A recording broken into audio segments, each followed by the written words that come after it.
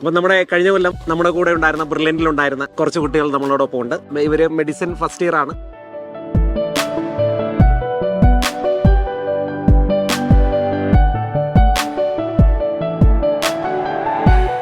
അപ്പോൾ നമുക്ക് അവരുമായിട്ട് നമ്മുടെ കുറച്ച് കാര്യങ്ങൾ ചോദിച്ചറിയാനായിട്ടാണ് നമ്മൾ വന്നിരിക്കുന്നത്. മക്കളെ, അപ്പോൾ എന്ത് തോന്നുന്നു? നമ്മൾ ബ്രില്യൻറ്റ് വരുമ്പം നിങ്ങളുടെ എപ്പോഴും പറയുന്ന കാര്യം ഈ ഒരു കൊല്ലം കഷ്ടപ്പെട്ട് പഠിക്കുക, നിങ്ങളുടെ ലൈഫ് സെറ്റാണ്. എന്ത് തോന്നുന്നു നിങ്ങളുടെ എക്സ്പീരിയൻസ്?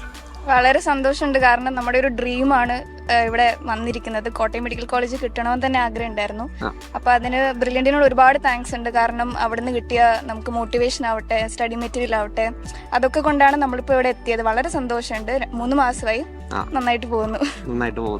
എങ്ങനെയുണ്ട് ഇവിടുത്തെ എക്സ്പീരിയൻസ് ഒക്കെ? വളരെ സന്തോഷമുണ്ട് ഇത് കിട്ടിയതിന്. ഇങ്ങനെ കിട്ടുന്ന ഒരിക്കലും പ്രതീക്ഷയല്ല.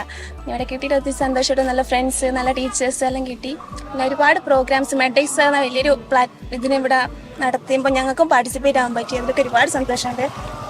ഞങ്ങളുടെ പുതിയ കുട്ടികൾക്ക് ഒരു 1-2 ടിപ്സ്, അതായത് ഇനി നീറ്റ് എഴുതാൻ പോകുന്ന സ്റ്റുഡൻസിന് എന്തെങ്കിലും ടിപ്സ് പറഞ്ഞു കൊടുക്കാറുണ്ട്? ഒരുപാട് ക്വസ്റ്റ്യൻസ് സോൾവ് ചെയ്യണം.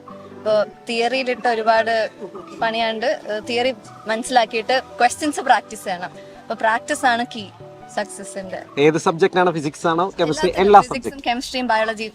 അപ്പൊ എല്ലാരും കേൾക്കുന്നുണ്ടെന്ന് വിചാരിക്കുന്നു. പ്രാക്ടീസ് ചെയ്യണം. ബയോളജി ക്വസ്റ്റ്യൻസ് പ്രാക്ടീസ് ചെയ്യാണ്ടിരിക്കരുത്, അതും ഇമ്പോർട്ടന്റ് ആണ്. ഇപ്പൊ സ്റ്റേറ്റ്മെന്റ് ബേസ്ഡ് ക്വസ്റ്റ്യൻസ് വരുമ്പോൾ അതിപ്പോ നമുക്ക് എങ്ങനെ ഹാൻഡിൽ ചെയ്യണം എന്ന് നമ്മൾ അറിയണം.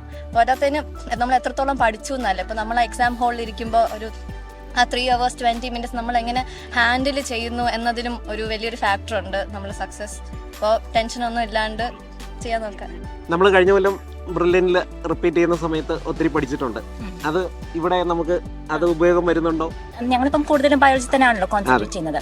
അപ്പോൾ അവിടുത്തെ ഒരു ബേസ് വെച്ചാണ് ഇപ്പോഴത്തെ കൂടുതൽ സബ്ജക്ട്സും ബിൽഡപ്പ് ചെയ്തിരിക്കുന്നത്. ഇപ്പോൾ ബയോകെമിസ്ട്രി ആകട്ടെ, കെമിസ്ട്രിയുടെ നല്ല ആപ്ലിക്കേഷൻ ഉണ്ട്. അപ്പോൾ ബാക്കി എല്ലാ സബ്ജക്ട്സും ഇതിനെ ബിൽഡപ്പ് ചെയ്തതാണ്. അപ്പോൾ അത് നന്നായിട്ട് പഠിച്ചിട്ടുണ്ടെങ്കിൽ ഇവിടെ നമുക്ക് കുറച്ചുകൂടെ ഹെൽപ്ഫുൾ ആയിരിക്കും. എങ്ങനെയുണ്ട് ഇവിടുത്തെ എക്സ്പീരിയൻസ് ഒക്കെ? വളരെ നല്ലൊരു എക്സ്പീരിയൻസ് ആണ്. കോട്ടയം മെഡിക്കൽ കോളേജിൽ ഒരുപാട് നല്ല ഫാക്കൽറ്റി, പിന്നെ നല്ല സീനിയേഴ്സ്. എല്ലാ കാര്യത്തിലും റാഗിംഗ് ഒക്കെ ഉണ്ടോ? ഇല്ല, റാഗിംഗ് ഇല്ല. അപ്പൊ കോട്ടയം മെഡിക്കൽ കോളേജ് റാഗിംഗ് ഇല്ലെന്നാ പറയുന്നത്. ഭയങ്കര സപ്പോർട്ടാണ്. പഠിക്കാനാണേലും സീനിയേഴ്സ് ഹെൽപ്പും ചെയ്തേ, പിന്നെ ടീച്ചേഴ്സ്. എങ്ങനെ, എന്ത് തോന്നുന്നു ഇവിടുത്തെ എക്സ്പീരിയൻസ് ഒക്കെ?